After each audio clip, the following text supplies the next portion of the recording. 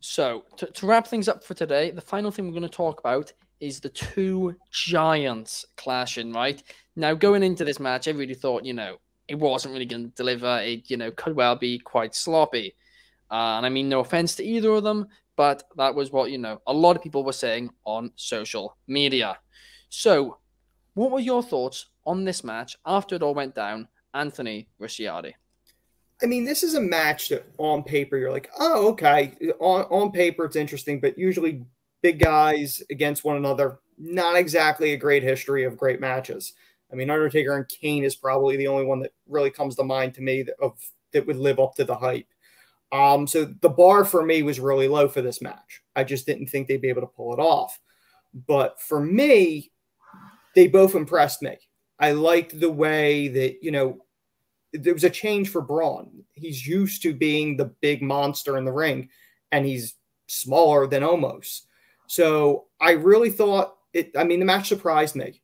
I thought they both did a really nice job with this match, which I was not expecting. So I really think that was one of those matches that was a surprise to me for any match on the card. That was the one that surprised me the most.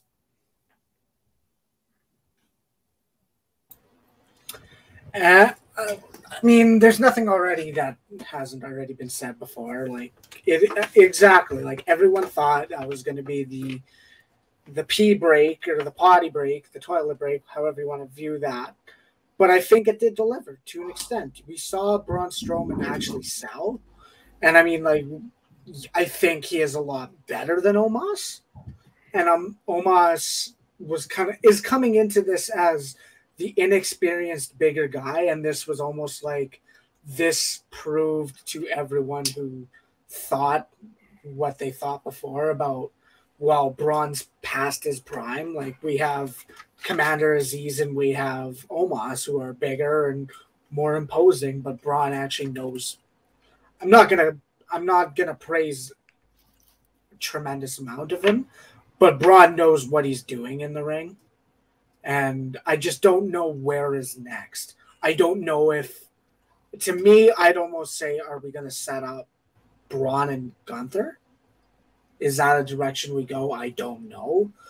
But the thing that interests me is that if SmackDown is having this World Cup, who would represent America? Could that be Braun? If it's supposed to be for a mid-card title shot, so could that be where Braun wins? I don't know. I don't know where the direction is. That's just me spitballing ideas. Clark Taylor. Okay, so I was massively impressed by Braun selling in the match. I was impressed by Omos, actually, relatively speaking. Here's the only thing I would say. With the expectations being low, it was a bit of a shame to me how much offense went one way and then Braun wins with one move.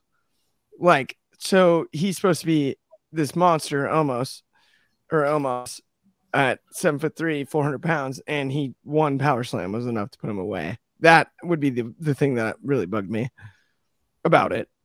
That would be my biggest complaint.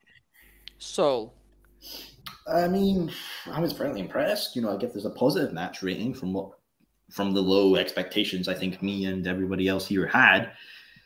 For what next for Omos and Braun? Omos, I got no goddamn clue what you can do next with the guy.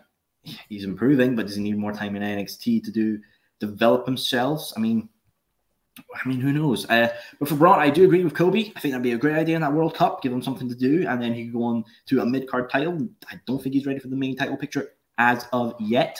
But put him in the mid-card title, you would do two things. You would give it to Gunther. That would elevate Gunther as a true guy who can work with any guy of any size, any build, and truly come out as a top-level heel. Go with Seth Rollins as well. Just maybe help Seth, because he's had a losing streak until Riddle at Clash at the Castle, and then obviously Lashley winning the US title. I think if you give him with Seth, Braun could just help cement Seth that, yeah, he's had this bad streak of luck, but now he's on a streak of positive changes for winning streaks.